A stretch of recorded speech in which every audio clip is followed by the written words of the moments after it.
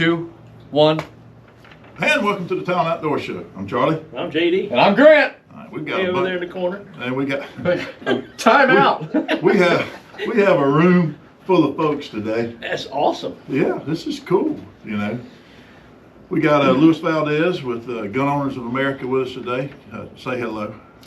Thanks for having me on the show, folks. Pleasure for what you do. So your microphone works. We'll get to you. No, I'm just kidding. We'll get to you in just a second. I'll make the Paul's over there in the corner. He doesn't have a microphone yet, but he's later in the show. And our old buddy Fred down here in the chair. Yeah, I'm back. We've been trying to boost his chair up, but I think I brought him. Y'all did this intentionally. Well, because we are attempting to videotape the show today. If this works out, and the microphone up there on that camera is sensitive enough to pick up everything, so don't mumble. Unless you're saying something we don't want on the show, and then you can mumble. Because we won't be able to, I'm not editing that crap out on the camera. Grant can edit what he wants to over there on a radio show, but on the YouTube or whatever, we end up getting this thing stuck on. Telling me I'm gonna have to slide Grant a 50 before we leave today. Yeah, hey, man. They bring that thing in here, they stick me in this little bitty high chair just so they can get that camera on my bald spot. Well, see, you can't see what it says, but I get to edit that, so I get to do what I want. I have figured out, I was shooting some training videos for a local sheriff's office the other day with that camera. Figured out it actually works pretty good, unless you forget to push the button. You spend 10 minutes talking about something, you gotta go back and say all over again. Generally, I say it better to second and third time. I just noticed something. What's that? So there's 6 of us in the room. 3 of us with hair, and 3 of y'all without, for the most part. Yeah, he wore a hat. He covered up his shiny spot. Poor man's toupee. Oh, Lord. Okay. So I He got no response to that. He knew he was gonna be on camera. I'd like to see Charlie in a toupee. Get him a blonde. Right here. That's what I think.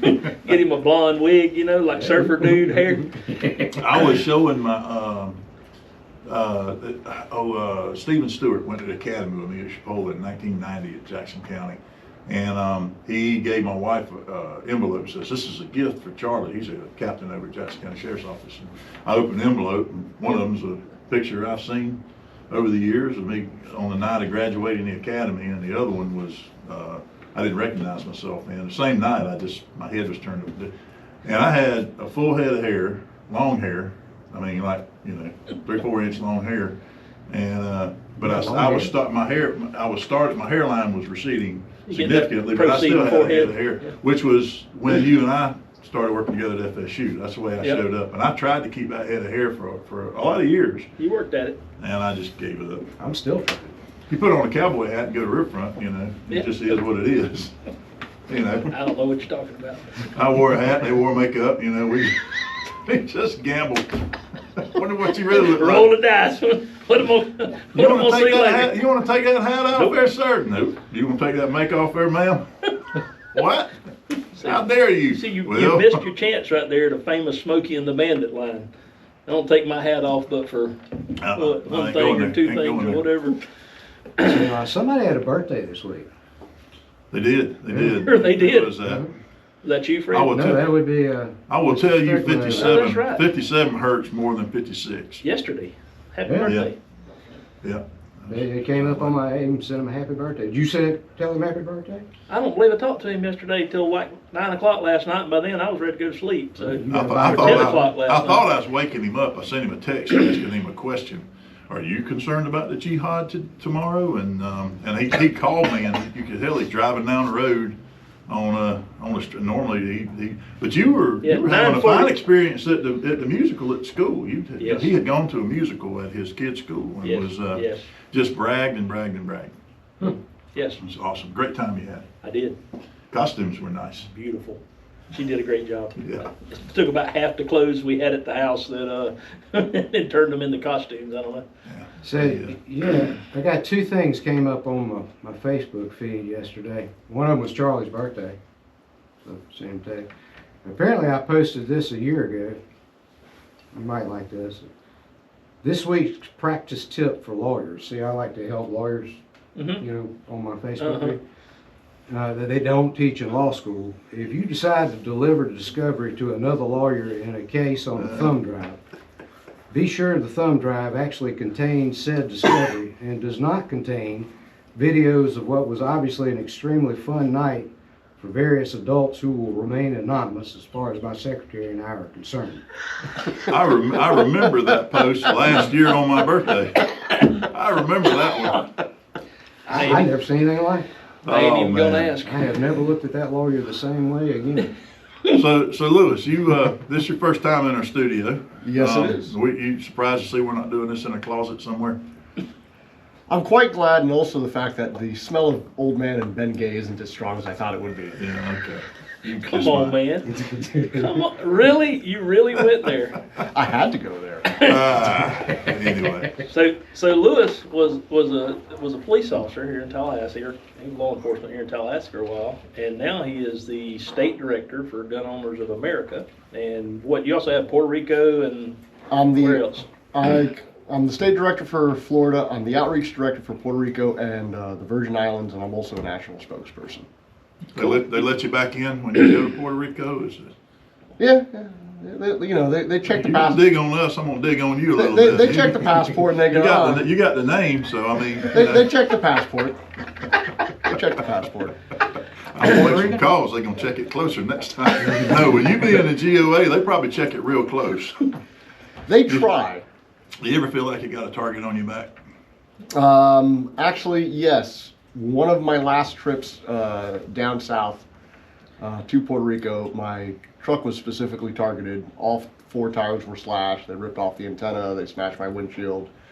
Talking to the parking garage attendant, they said specifically, yeah, they targeted your vehicle because of your GOA sticker on it. That's crazy. Maybe that's why them fellas broke my windows out in Atlanta, because I got that big 50 BMG bullet on my radio antenna. That might have been one of Somebody them. just stole it. They didn't get nothing. They didn't even steal the cookies that was in the back Man, when we seat. traded trucks, that was the only thing. Hey, I sent my truck over there to trade. I need my antenna back. I remember that. Yeah, man, that didn't work. Yeah, you got a bullet antenna. Uh-huh. You got a pride flag on the back of it now. Now I gotta stop and go outside and look. I wouldn't put it past Fred. Turnabout is fair play, sir, and you don't want to play that game with me.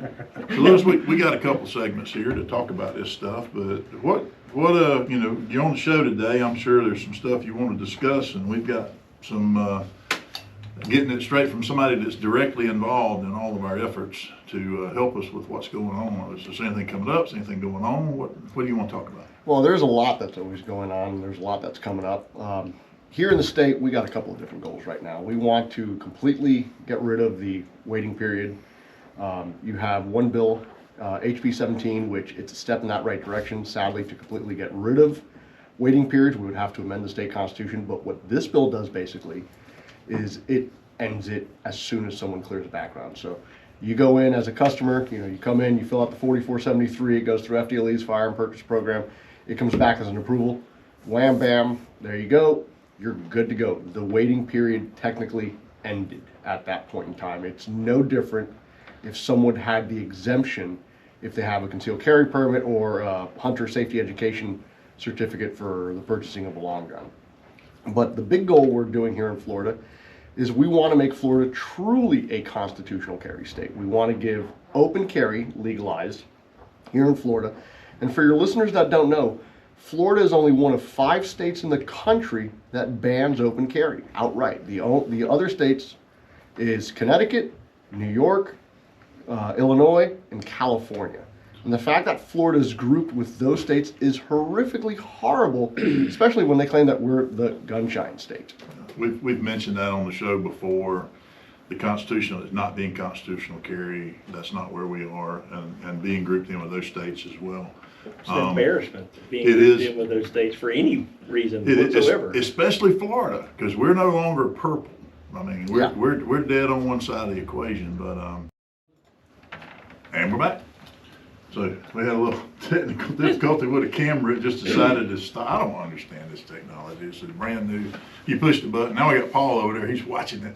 Well, Paul probably records his fishing trips on these things, because a lot of pro bass fishermen use 2 or 3 of these things in their boats when they're fishing tournaments and stuff, just in case they need proof of I caught the fish, right, Paul? That's right. He might be familiar with GoPros. Anyway, Well, GoPro's pretty common, but I've never had one. And just, I got one. I don't know how to use it. I used it down in Argentina when we were hunting and got a few pictures, but it's, I don't know. You had it way back then? Yeah, as I told you, It's it's like old a one. Gen .5 or something GoPro. There. Yeah, it It's is. like- Yeah, I told you it's an Oh, old one of those one. ones. It's an Wow, old one, what and is I it? don't know exactly where it's at the house, but if I find it, I'll bring it up here. How about that? Yeah. I got one on the dashboard of my back. truck. Let's get back to Lewis. Let him finish what he was talking about, and then Fred's sitting over here with some On go. doggone case law and stuff. That'll probably be. Apparently today is court case and gun rights day, which Should be I'm gun perfectly rights fine day with. every day. Yeah, here it is. Yeah, okay.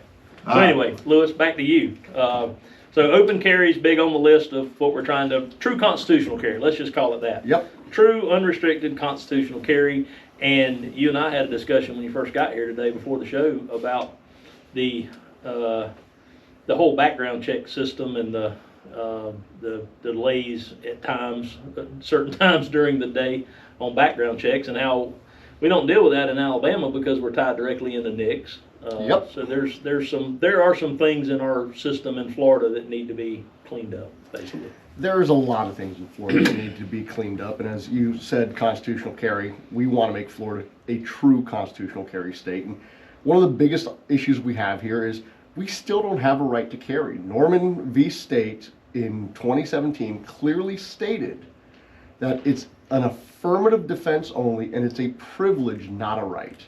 So that's a huge issue, especially for a Republican-centric state like Florida that claims to be pro-gun, that claims to be pro-freedom, that we have the Supreme Court that clearly says, no, the citizens don't have a right to carry. It's only an affirmative defense. And as we discussed, there was an incident in Daytona Beach where this past June, a gentleman was protecting his 6-year-old daughter from a loose dog, and all he had was his kid was screaming. He comes out of the house. He has his Glock holstered, tucked into his waistband. He didn't have a shirt on. Daytona Beach PD arrived to do a mental welfare check of the neighbor, the owner of the loose dog, and all he says is, hey, get this dog under control, as he's trying to protect his daughter.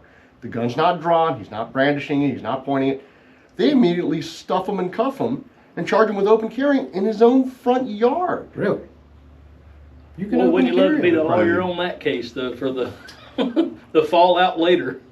On private property. Did On private, one of the limited exceptions that you can open carry in Florida, they arrested him for it. Now, luckily, the charges have been dropped, but that just shows you how screwed up it is, because in 45 other states, we have open carry. It's not an issue. Law enforcement isn't afraid of it. Law enforcement deals with it. And as you said, in other states, it's not a problem. And going back to other states, Florida also has an issue when it comes to background checks. Under the federal system, you could have what's called skip NICS, which if the Florida concealed carry permit card was abiding by the federal system, as a client, you could walk in, slap your card on the counter, fill out the 4473 background form, and you walk out. It doesn't even need to be called in because it's already been done when you applied for I it. think that is the case in Georgia. If you have a permit in Georgia, you walk into a gun store, you buy a gun, you walk out, no background check, no weight, no fuss, no muss. That's how it is in Texas. Well, we transfer guns in Alabama at our Dothan store, and somebody walks in, we do a background check through the federal system, which takes literally 30 seconds on average. I mean, I've never had one last more than a minute. In Florida, bless our heart down here, it goes through with the FDLE, Yep. the online stuff. What are we normally waiting?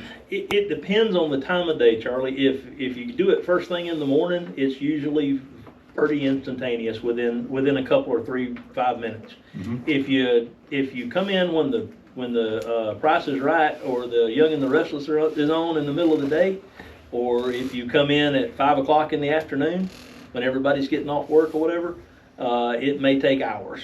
It can take hours. So it's a system that's supposed to be almost instant, because all I do is checking a database. Unless there's a a problem, it should be almost instantaneous. And here in Florida, to be Florida, the gunshine state, we sure do have a whole lot of time. Well, there's only 13 states. There's 37 states that are tied directly into NICS, like Alabama. There's 13 states. I thought it was less than that, but it's actually I researched. There's 13 states that go through a clearinghouse like Florida does through FDLE. And it's all the FDLE people are doing is taking the information that we typed into the computer here and essentially cutting and pasting it into the NICS system. That's all they're doing. Yeah, but you gotta wait on whoever's sitting over there. You gotta wait on that person that's watching The Price is Right, or working from home doing their laundry, Yep. or feeding their kids at 5, or whatever it is they're doing at a certain time of the day. And we're dependent on them to hit the button to basically transmit the information that we've already sent them, instead of us That transmitting. happened to me once. I bought a pistol and it was 4 hours. I had to come back. Yeah. But we have it run into the next day sometimes. We have to send people Yeah. home. It was I've ridiculous. had to wait 2 days to take possession of a firearm.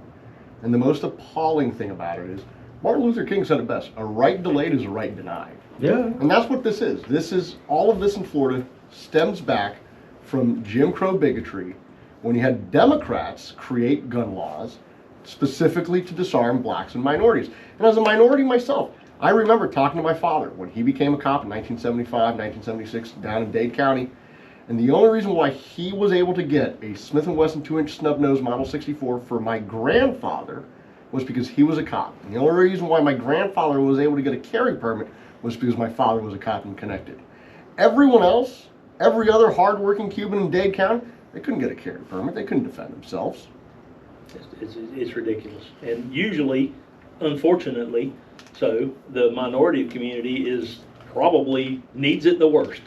I was teaching active shooter and personal safety and firearms safety at a church on the south side of Tallahassee not long ago. One of the things that we do pro bono here is an organization for houses of worship and religious schools. And I made the statement that, they were asking about, well, who can have a gun, who can get a gun, who can carry a gun. I was explaining the new law and as it reads. And I got some raised eyebrows about, is that easy? And I went, oh, it's really not easy. I said, you need to understand, and I reiterated the point that you just made.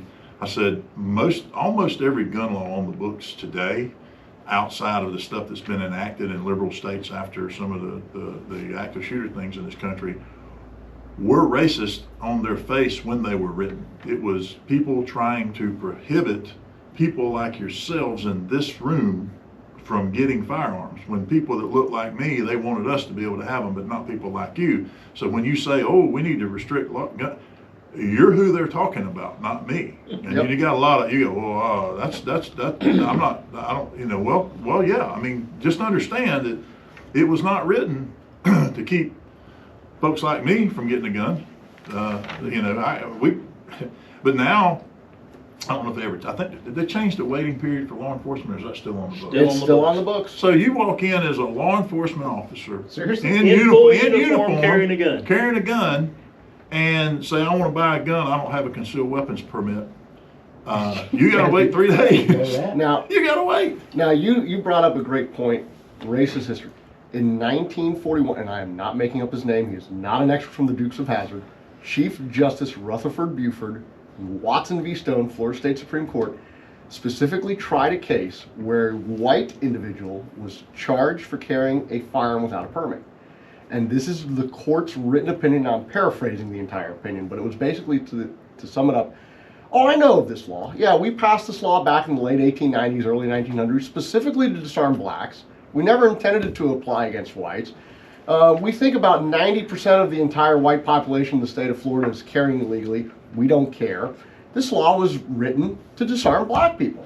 And mind you, that is the permitting system. The basis of our entire permitting system to this day is based on that, is based on such racist bigotry and despotic tyranny to oppress someone they don't like. And that's what gun control comes down to. It's oppressing people. And he brought out all the big words. He loaded both barrels I'll before he tell you comes what. in. You know what would happen to me if I went into court and said, oh, well, Judge, the intent of this law, it was not to apply to my white clients, it was black people. I'd be run out of court. I mean, they would cane me in the court. If Yeah, that, yeah, they would. That's a and they fact. should. I'd have a hard time hitting him, he's so small. It's just dodge Shoot it. low, boys. They You ride understand? Shetland ponies. Hey, in Fred's defense, our heart doesn't have to work as hard to pump that blood against gravity. We'll live longer. Yeah, well, now, why do you keep pulling? Are you trying to? You think we're going to ID you or something? I don't You're pulling know, it's stuff just- out of your I wallet was- there. he was talking about Is there a concealed credit carry card permit. in there? I'll run up front real quick. Yeah, I get one. It's maxed out, but the He gave me that cult peacekeeper he got up front. Yeah. so now I went. I renewed my concealed firearm License, yeah. license the other day, and you can do that. That is the if the DMV could take a lesson from the Department of Agriculture. Mhm. I was in and out in less than 3 minutes. And the card was still warm when you put it It was in your still pocket? warm when I put it in my. I went in the other day to get my K instructor certificate back, and walked in and asked if they had an application. 20 minutes later, I'm out the door with everything turned in, photograph, fingerprints, the whole 9 yards. And the girl was fingerprinting me, said, "You've done this before," and I said, "Yeah, I got it." You know, just, and was out, and I'm just waiting on somebody to send me one now. It was just that easy.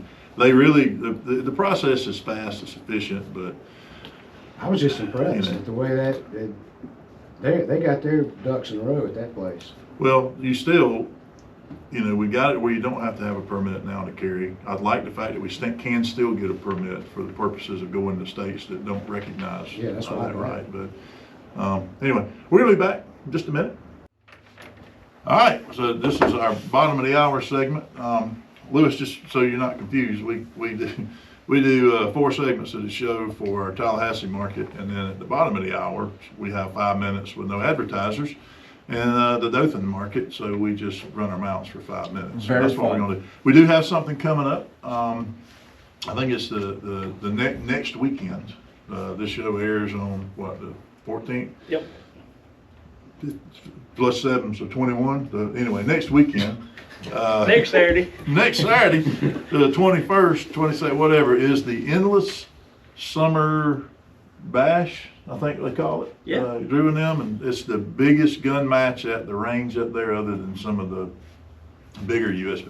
This is a big USPSA thing. I think like 120 shooters on this thing, or 220, or something like that. It's a whole, Bunch of it's a fun. whole bunch. And I don't go up there because it just Too many it's people. Too many people. But the range is open next weekend. They'll be setting a match up all week. If you're interested in this kind of thing, it is full. It was full like 2 days after Drew announced it. The match filled up. He added like 20 more positions. That took 2 hours. Filled that up. Are they using the new bays, the new competition bays? They're using the new competition bays. They're using the middle bays, and they're using 1 or 2 of the front bays? we call them, I think they're called alpha bays, anyway, I don't know. But it's not affecting our daily shooters or our members coming out. So they can still come out and sight rifles in? Sighting rifles in, the 400-yard range is wide open. I think the 100-yard range is still open, so it doesn't affect our regular customers. But it's a huge event. They're giving away a bunch of gun certificates and all. If you get into USPSA shooting, this is definitely something you should look at, because it's a very large match. These are pistol shooters. Yes. It's They got like people who draw and. This is the one where they'll set up a course inside of the bay, and Yeah. you've got screens that you have to shoot around, and you got don't shoot targets, and moving and shooting and swinging the target. Yeah, reloading and moving targets and all this stuff. And there's multiple different bays set up in different ways for the match. So we have them in Tallahassee as well. On I think it's the first Saturday every month is the USPSA match here or in Tallahassee, and then we have them in Dothan. There's two USPSA matches and 2 Steel Challenge matches each month in Dothan. It's a big deal. I mean, people really get into it. When you watch John Wick movies, Yeah. okay, well, he goes and trains 3-gun, which is, Rifles, pistol, shotgun. Right. And this is predominantly handgun. They do mix in some 2-gun stuff. I don't think they do it with these matches, but they have some pistol caliber carbines and different things. I don't understand it all. I go out there and look, and I go, Man, them guys can shoot. I can't. Yeah, man, they can shoot fast. I But always the problem I wanted to have be is I live in a tactical world. I still train cops. And so I'm teaching people to go around the corner slowly and methodically and making sure they're not exposing too much and that they're doing so safely. You don't do that in these matches. You just jump out and shoot. Like John and Wick. cover is really not cover. It's a lot of fun. It's real fast, but I can't flip the switch. I go, I can shoot fast and accurately, but I can't move I fast. can't move that way. And it's not because I'm fat and old. It's because my brain tells me, Slow down. don't you stick that out there. You'll get it shot. So it's not the Bengay. It's not the Bengay. I don't own any Bengay. I've never touched the It's Bengay. volunteering. I use It's BioFreeze, volunteering. thank you. They just put it on. Yes. BioFreeze. BioFreeze. Volunteering, you put it on your elbow. Yeah, Yeah. I got some of that too. Well, I can tell you guys this. You guys have been fantastic in the growth of your range. Because remember, I was one of your first customers Yep, when you guys opened back up. God, how many years now? almost 12. And Been a minute. it's been a minute, and you guys have grown exponentially. I love what you guys have. I still keep coming here, and we're going to do another retro wave match here. By the way, that was a blast back in 2019 before the pandemic, and it's going to be Yeah, great that was again. a fun match where they're shooting. Basically, Fred, you'd love that. Dress up like Thomas Magnum and come out All and right. shoot old guns. Yeah. Not the newest, fastest, coolest thing out there, but you're shooting the cool old guns. Hey, anytime you get to dress up. But he'd have to dress up like Higgins. Yeah, he would have to be Higgins. Yeah, He'd be Higgins. He's not going to be Thomas Magnum. I'd be the dog. There's some kids listening to the show going, "Who? What?" What? Are they what? We'll be back with regular show in just a I got minute. my Hawaiian shirt. And we're back. We're back officially. Yeah, we never left. We waste so much content on it. We only have an hour show with about 40 minutes of talking, and we spend more time talking off the air. Some of that may make it to the video if that thing works up there. We may be wasting our time, Paul. It's working. It won't be the first time. All right, so let's get back to Lewis. There's some stuff going on with GOA and the federal legislation, federal court cases. Let's get into that because we want to talk to Fred about this case he's got right here. There is a lot going on federally. As you're aware, we're fighting in New York, we're fighting in Oregon, Washington State, New Mexico, California, so on and so forth. We're, of course, fighting the Biden administration in their ruling against the brace ban, in their attempt for ATF to completely reclassify what an FFL is and who needs to get a background check, how they're trying to usurp our rights and push universal background checks. So we are fighting that tooth and nail. One of the big cases that's going on right now is, of course, the brace ban. And we filed a case. I know other organizations have filed cases. But one of the biggest things about this, and one of the biggest threats about this, is the fact that the Biden administration has, through an executive order, basically a fiat, has ordered ATF to completely usurp the rights that Congress has. Congress is what creates laws. I still remember watching How a Bill Becomes Law from Schoolhouse Rocks as a kid, Yep. and it's very simple. It goes through both chambers of Congress. It gets voted on. It gets written up. It gets passed, and it goes to the president. He signs into law. Well, Biden, all he's doing, he's telling ATF, "Hey, reinterpret the law and do whatever the heck I want." And that ain't right, and that's why GOA is fighting this tooth and nail. And Fred here, I know Fred is covering some of the stuff too, that organizationally we're doing, and other good folks are fighting in this fight because, look, our national motto is very simple: E pluribus unum, out of many one. And as gun owners, we all coalesce, we all come together, and we all fight this good fight together. Fred, what you got there? So I'm looking at, this is the recent decision. It was on the news, I think. This is an order from October 4th out in Texas. I want to say I saw it on the news last week or the week before it finally made it in the news. This is judge out in Texas, Fort Worth. Reed O'Connor is his name. He's a federal district judge, and he just basically he bitch slapped the Biden administration like through the roof with this order. What this is a preliminary injunction. So you got these two guys that are represented by the Texas Gun Rights Association, National Association for Gun Rights. They're both members of this, and so they got guns with pistols with braces. Mhm. Okay, I've got one. So they file an action in federal court saying, hey, we want a declaratory judgment that this is unconstitutional. They have standing because they could be prosecuted criminally for having an unregistered pistol brace. And the first thing they do is file for a preliminary injunction, which would say, hey, you can't enforce this while this is pending in court. And this judge just said, you doggone right, you can't do that. He said, this is about as unconstitutional as it gets.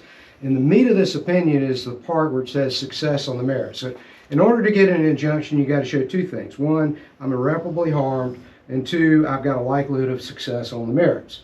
So there's an analysis here, and this is kind of a preview for what you're going to get when I think this judge ultimately is going to rule that this is unconstitutional. And he says, all right, one, it's arbitrary and capricious. Two, you didn't give a single explanation as to why you did this. And they also, and this is something good that I really like. Let me read this line. When an agency changes course, as the ATF did here, it must be cognizant that long-standing policies have engendered serious reliance interests that must be taken into account. That's a tenet of law that you have to consider, and put that in English. All right, you've had this brace out here that says does not make this a short barrel firearm. You've had that for almost a decade. Millions of people have relied on that. 20 million, and approximately. Yeah, 20 million have relied on that, and now you just up and change course, and you don't even give a reason for it. Yeah. Other than you don't like them. Yeah. And so he said, stick that up your, And so I'm loving the way he wrote this opinion. It really. He's from Texas. He probably read it. Yeah, he probably did. So, Rat writ for a rat. He read it. So I love the way he wrote this opinion. It is straightforward. It's to the point, and it's basically saying you didn't do that. You didn't even provide notice and an opportunity for public comment. You ignored the law. And who do you think you are? I love that kind of discourse from the judiciary when they stand up and say against the government and say follow the law and respect the citizen's Second Amendment right. I mean, I don't know, that's kind of stuff that gets me off. I mean, Rick gets a little excited over there. Can I get an amen, Paul? Amen, brother. I mean, I got the iPhone. We've been saying this. We've been saying this from the get-go. They've, they took an item that makes the gun no less or more effective. It's not like they increased the cyclic rate or the power of the bullet or any of that kind of stuff. They just picked an item that was, I think, in their opinion, low-hanging fruit. Yeah. They picked an item and they said, yeah, we're going to make these illegal now. Now that the country owns, that the citizens of the country own approximately somewhere around 20 million of them have been sold to the public. I still see them on customers' guns coming in the door that, hey, my part is broke, or I want to change this, and you're like, hey, we'd like, hey, yeah, you need to take that back out of here so that we don't see this. The good news is GOA members have an injunction specifically already filed to where if you're a GOA member and you own a braced firearm, you're covered and you're protected from ATF's intrusions on your life. Now, is there a district in the country that applies to, or is it the entire country? It's the entire country, and so far it has not been stated that it has to apply to anyone that was a member at the time of the injury. It's just if you're a GOA member. Which is why I have a card in my pocket that says I'm a GOA member, so I don't have to take the braces off of my So I'm going to be leaving here with a GOA member card.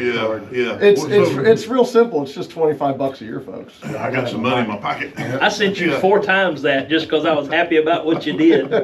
Here's $100. So what do you think the chances are, Lewis, of a Republican coming into the next presidential election turning around and telling the ATF to pound sand, and that changes? That's a very good question. It depends on who the Republican will be. But if it's one of the good Republicans, I think we have a shot. Yeah, well, let's hope. So the thing about braces, and this is my opinion on them. All right, so it's a pistol by definition. Okay, very much so. It's designed to be handled and fired with one hand. Okay, that was the definition of pistol. The brace makes it very possible to do so. but it's not as concealable as a small handgun, you know, like a Glock 19 or something. It's not as concealable as that. So if you're talking about handguns, you know, you're trying to, well, you know, they're dangerous. Yeah, but I can hide a 380 in my pocket a lot easier than I can hide this thing. And the flip side is if you compare it to a true rifle, most of these have shortened barrels, which reduces the terminal ballistic capability of that, so it makes it less dangerous, it penetrates less. So I see it as marginal on both sides. If you're looking for something concealable, it's not as concealable as what you would consider a traditional handgun. If you're looking for something that's powerful, it's not as powerful as most of them as your traditional. Well, so they're not any more dangerous than anything else on the market. Is my point. I can tell you this, standing on the other side of the gun counter, people bought them and built them and had them so that they could put them in a small case, in a backpack. They're building what we call truck guns. Yeah. A something better than a handgun that they could shoot more efficiently than a handgun. And so they could put it in a backpack and throw it in their boat, throw it in their camper, throw it in their truck. I bought mine because I'm short. A personal defense weapon. It is a personal defense weapon, and that's better than a 380 in your pocket. But That's exactly why they exist. I think exist. you have a special needs argument. You think? I can't shoot the regular size ones. I need this one. All right. Well, Lewis, it's been great having you on the show. The next segment, we're going to flip over to Paul, do some fishing stuff. So thank you for coming out. Thanks again. And, thank you. Fred may stick around. We won't notice. Be right back. And we're back. Today's one of them shows I wish we had 3 hours. We could have done a 3-hour show today. Sure. You know, when Dale asked us a couple of years ago, hey, y'all want to think about doing a 2-hour show? You and I looked at each other and went, we can't come up with stuff to talk about for 2 hours. Well, I think the secret is just keep bringing people in here. And that's because you know, as much as is it Sean Hannity likes to run his mouth. You know, he gets on there. Bill O'Reilly on there sometimes. He gets all his guests in there, and he spends most of the show talking over them and interrupting them the whole time. But then he, and I get to the point where I turn the channel. I'm going, you know, you have these people on, they've got a point to make. You won't hush long enough for them to make their point. And love you, Sean. Yeah, I mean, you know, just every once in a while he gets on a roll, and I'm going, I just can't. I gotta flip over to MSNBC. Or Lord, CNN. You're watching MSNBC. You know what? I have been watching CNN and MSNBC. Well, CNN the satellite doesn't work on them right now. This week with this stuff in Israel going on, I've been watching their channel to see what the other side's saying, and surprisingly, other than all this pro-Palestinian stuff, and there was a guy from Israel, former Special Forces guy, was on MSNBC with some lady last night, and she's deferring to him on everything. And then he made some statements about this. She goes, well, hold on, we can't forget that there are innocent people in the Gaza Strip, and that cannot leave. And he goes, oh, they've been told they need to move, and they're not moving. If they don't move, they're subject to get killed. And she's, oh, well, you don't understand. And he looked at her, and then I accidentally flipped the channel, and that was buffering or something. But they were fixing to get in a bona fide argument about that mess. I mean, they're the people that put I call them hummus instead of Hamas. Fair enough. Yeah. Creamy chickpeas. Yeah, that's I like hummus too. So. Yeah. So they're the people that put hummus in power. Yeah. I mean, they voted on okay, them. yeah. They voted on them to be the governing body there. Okay, Well, so I don't feel a whole lot of sympathy. I'm sure that was a real fair election. Hey, Jimmy Carter said vote it for was. me. Yeah. You vote here now.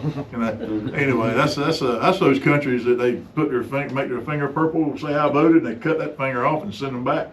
You know, what happened to you? Apparently, I haven't voted today. I like Jong-un got like 100%. Anyway. So, Paul, how's all this affecting the fishing? Actually, the fishing's doing pretty good. This weather is a little bit rainy the last couple of days, and I'm glad we got some rain because the lake's been low. It's been about 14 inches low, JD. But it's rose up in the last 24 hours. But man, I tell you, the fish have been biting. It's going to get even better next week. We got the lows are going to be in the 40s. I don't even think Mr. Fred could go catch a 5-pounder this week. It's been so dry. My dock is now a deck. And if I want to see my fish, I have to walk out into the middle of the pond. It's man, when'd you build that deck? Well, little cricket at the bottom. Well, it was underwater when I built it. Yeah, but you know, what Lewis was talking about, or the Gunners on America, if you don't, I was thinking while y'all were talking about that, it starts there, what if they start taking our guns, they'll take our fishing rods. Oh, or the ability to go fishing. They would, remember there are people who protest people fishing because they say it's cruel. There are people who have gone out and harassed people that were fishing in a city pond and because they were pulling the fish out of the water saying fish have feelings too and emotions and all that stuff. I mean, it happens. They're crazy and they attack. Now listen, I was having this conversation with my kids this morning because we were talking about deer. And next show, we're going to have somebody on from FWC. We're talking about chronic waste disease, and I'm actually bringing them in here. Which, by the way, I got corrected at the FWC meeting the other night again. Between 231 west of 81 and north of I-10 is the troubled area. If you kill anything in there, you have to bone it before you take it out of that area here in North Florida. Oh. You can't take it to a processor outside of that area. You have to bone it out, just like Georgia coming to Florida. Right. So, but you can hunt, you can't kill more deer in 1 year than your bag limit, but you can kill all those if you want to north of I-10 in that zone over there, not just in that problem area, but anything in that, was that D1, D2, the one north of I-10. Right. And so they're going to come in and answer the questions next time, but you know, I was talking about, you know, we are trying to eradicate some deer on our farm because all the farmer soybeans just went away. Right. And so we had to thin some numbers over there, and I applied for the permits to do so. And we were looking at this morning a deer and a set of twins that we've seen on camera across the road. And I said, you know, it's something that you have to wrestle with sometimes when you are harvesting game. Same thing if you raise a pet cow and that turns into hamburger meat. As human beings, sometimes we struggle with, you know, taking one of God's animals and turning it into, that's the way it is. Right. I don't really struggle with that. If I see a cow, I start salivating. I mean, Yeah. I'm with you. I mean, But I have never had that problem with fish. But there are people that attach such emotional value to a fish in a tank, and they go out and go, I can't eat fish because I've got a goldfish that I love to hold 6 months and live. You know. I go back to what my grandfather told me, and when he was a boy, born in 1911 in Washington County, he said, "Son, when I was a kid, you didn't see deer. The wildlife, because there were no hunting regulations. I am not at all against hunting regulations, but hunting regulations have done more good than they've ever done harm, and we've got more population of wildlife and fish and everything right now than we've probably ever had since humans have been on the planet, because we treat it as a resource, we respect it. Fishermen and hunters that pay for a hunting license, they are the biggest conservationists on the planet, because we love the sport, we love the idea of being able to go hunt and fish, and we don't want to see it harmed and gone away. And if you don't allow any of that, if you don't allow hunting and fishing, you get overpopulation, you get invasive species, you get all of these other things that will eventually harm, you know, so much. You think about 1911, there's so many fewer people than we have now, but so much less game because there were no conservation efforts whatsoever back then. I mean, I can prove it. I mean, the fact that I can go offshore and catch a grouper is proof that there are too many groupers. And certain times of the year you can't get a bait down to the grouper because there's too many red snapper, because we overregulated the snapper. Yeah. We overregulated snapper as a state or as a government for so long that it's harmful to other species if you don't have that as God intended. You don't have people using the resource that He gave us. I can't imagine being responsible for figuring out what we need to be regulating where, because a lot of these counts and studies and stuff are random at best. At best, a swag. Yeah, you go out on a plantation. We're going to do a quail count on this plantation, and like Red Hills or somebody, Tall Timbers will go out and they'll come back and here's your quail count. Okay. Yeah, you just if they use the same methodology at each place, I guess at least they'll get a comparison of the two. But I don't, you know, how many deer do you have at your place? Well, I don't know. It depends on, or did you count them at 5 o'clock across from my sister's house when there were 28 deer harvesting, you know, out there harvesting that guy's soybeans before they came up? Or did you go out there, you know, at such and such a time and see 2 over there laying in the bushes? It all depends. I know on the little 100 acres of woods that I hunt in South Georgia, at one time this morning on 3 different cameras, I had 17 deer on camera at Wow. the same time Wow. on 100 acres of woods. Right. So So Paul, Saturday morning, me and Tater is gonna go do something about that. So Paul, how do they do fish counts out here in the lake? Well, I'll tell you what, out of the, Dynamite? the last 4 or 5 years, been keeping up with personal bests, and had hundreds of them. And, our different customers catching their personal, and most all those fish were released. Now, I've had customers like, hey, we'd like to take a few home to eat, which is, there's nothing wrong with that. You catch some smaller fish, but then bigger females do like to release them. Yeah, well, For sure. sure, for They're making more. They're making That's more right. more product. That's right. You been seeing a lot of snakes out there lately? No, I haven't. I did go pulling in the big gyms. You know where that's at, JD. And I had a lady that was from Australia come to fish with me. And she said she had to go to the bathroom, so I took her there and dropped her off. I saw her walking. She walked up the dock, and she got up to where the ground started. She jumped to her left, and I was like, "What was that?" And then I was watching her. Then I looked ahead, and a big old rattlesnake just swam right out from underneath the dock over to some bushes on the bank. And she came down. She said there was a cottonmouth up there. And tried to. It lunged at me. She goes, "Thank you. That was exciting." I was like, "My gosh!" So the other night, wife fell asleep by the pool. Yeah. And I'll show you this picture. I found me a little snake out there Oh, you're swimming. in trouble. And No, I now know his password to his phone. I just watched him. Oh boy, I took a picture of that snake right Like there one of on those, it. I don't think I want to go in that room. That's scary. He's banded water snake. Oh. And so I texted her the next morning. That picture. I'd kill That's you. how I got to get out of the house. Go dove hunting because she don't want to see me for the rest of the day. I got to remember that.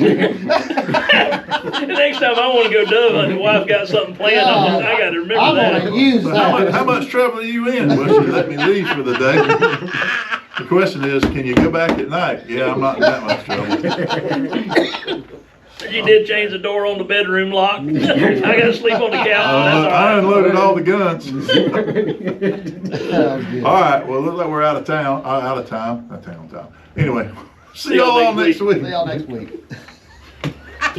That was good. Oh, you said that again. That was good. That's a real snake. Yeah. You Light's knew that still one? blinking red, so I think it's I'll be on thinking the that Yeah, thing I'll was a turn it on. rattlesnake.